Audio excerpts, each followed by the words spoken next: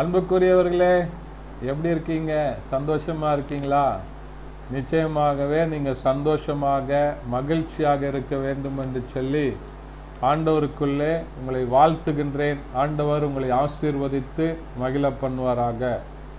இந்த நாளின் தியானத்திற்கென்று சொல்லி நாம் தெரிந்து கொள்ளப்பட்ட வேத பகுதி சங்கீதங்களின் புத்தகம் 39ஆம் சங்கீதம் 1வது வசனம் இப்படியா சொல்கிறது: என் நாவினால் பாவம் செய்யாதபடி நான் என் வழிகளை காத்து துன்மார்க்கன் எனக்கு முன்பாக இருக்கும் மட்டும் என் வாயை கடிவாளத்தால் அடக்கி வைப்பேன் என்றேன்.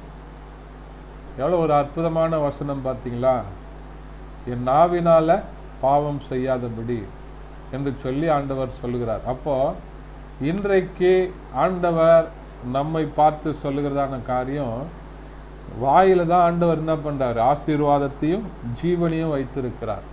நம்ம வாயிலிருந்து புறப்படுகிற வார்த்தைகள் தான் வெளியே வருகிறது. இருதயத்தின் சிந்தனை தான் நம்ம வாயினால பேசுகிறோம். என்ன நினைக்கிறோமோ அதை தான் நம்ம பேசுகிறோம். அப்போ பாவம் செய்கிற எண்ணம் நம்முடைய இருதயத்தில், மூளையில், நம்முடைய சிந்தைகளில் இருக்கும்போது அதை நம்ம பேசுகிறோம்.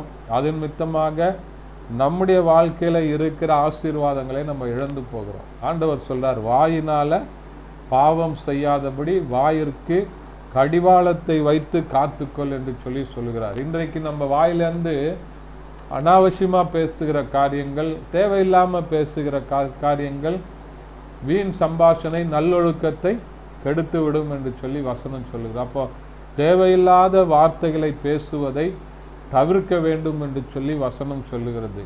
பிரயோஜனமான காரியங்களை மாத்திரம் பேச ஆண்டவர் இந்த நாளிலே உங்களுக்கும் எனக்கும் ஞானத்தை கொடுத்து அவர் நல்வழியிலே நடத்தி நம்மை ஆசீர்வதித்து பாதுகாக்க உண்மையுள்ளவராய் இருக்கிறார்.